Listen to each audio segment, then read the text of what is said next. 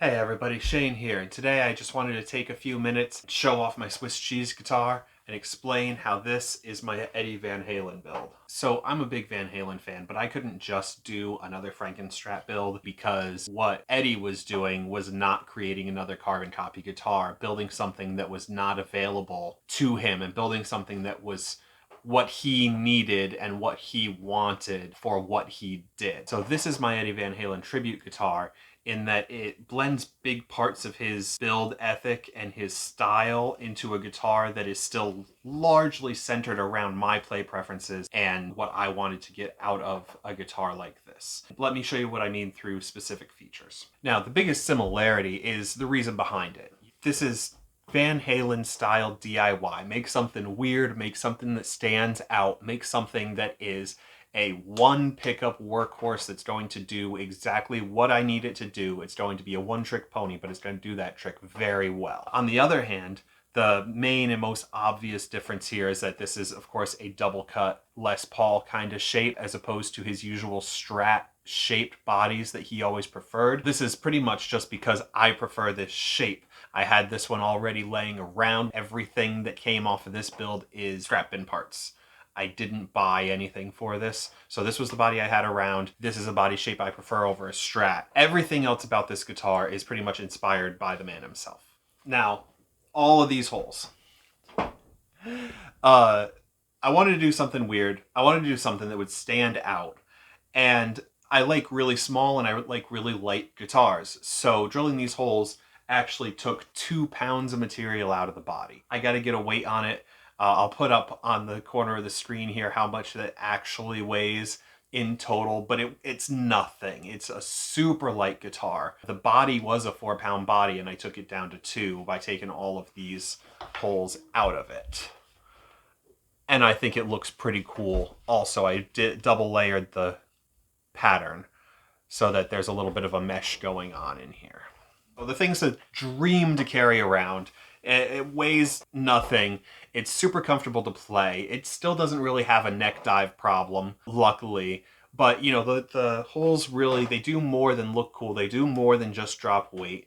You know, they also invoke Eddie because, of course, Eddie's guitars always had the open cavities. He left the pick guards off so that there was these big, you know, gaping spaces in the front. So there's a little bit of an invocation there. Plus, you know, he always had an eye-catching design. It was always the stripes, the bumblebee, the shark, all of these crazy things that stood out. So here's a crazy thing that stands out. I've even got a little bit of multicolor in the paint where the sanding kind of brought out this almost tie-dye kind of pattern on the layers of paint that existed on it already. And I even had an opportunity to make some of the wiring harness visible through the cutouts as well. So, you know, it really kind of shows off a little bit of that part of the Frankenstrat style, the utilitarian kind of open-faced sandwich that was the Frankenstrat. Now, moving on from the wood bits, I did install a tremolo-style bridge. Of course, you can't do a Van Halen-inspired build without doing a tremolo bridge. This is a classic-style tremolo, although Eddie tended to upgrade to Floyd Rose's. I didn't have one of those in the parts bin, so, you know, this just got a basic chrome classic style tremolo and we called it a day. I did try to do 2 springs Eddie style, and in this particular guitar they were just a little too worn out and I had to add the 3rd, which is just annoying to me in a certain kind of way, but this is the way that this one's comfortable for me, which is the important bit. The wiring is as simple as Eddie ever had it. It is one PAF style pickup. It is a volume control, and it's an output jack. And there's no need to get any fancier than that. At least not yet. I have some ideas for modifications that I want to make to this wiring harness that I will do in the future, but it's not going to make it any more complicated on the outside than this looks now. Now, speaking of the volume control, you will see that I put a tone control knob on this as another little Eddie tribute, because of course he happened to have a tone knob, not a volume knob, in his parts bin, so that's what went on the volume control on his original Frankenstrat. So me having an overabundance of tone knobs also in my parts bin went for the same look here. I moved this output jack. It was supposed to be a side jack in this guitar. The main reason is that I didn't have this football jack. I don't know where it went. It wasn't anywhere I could find it, so I couldn't build it because it wasn't there. But I do think that this front-mounted jack is going to give me some more resilience, and it's going to be a little bit harder for me to break while I'm thrashing around with it, having this front-mounted and looped through my strap compared to having the jack jutting out the side. And there's not really much else to say about this guitar at this time. I'll give you a few sound demos here in a minute. First, I just wanted to say, briefly about why I really wanted to build this guitar. Van Halen was one of my earliest guitar idols, and when I had heard that Eddie had passed, a couple years ago now, I kind of had this moment where I realized that I wasn't really doing anything musical or creative or artistic with myself. I wasn't building anything. I wasn't playing any of my guitars. I wasn't pursuing things that make me happy. And I hadn't been doing any of those things in years. So, I slowly started working on some of these projects again at that time. And Eddie being a guitar idol of mine, he managed to kick me in the ass one more time and just remind me that I need to actually work on the things that I enjoy.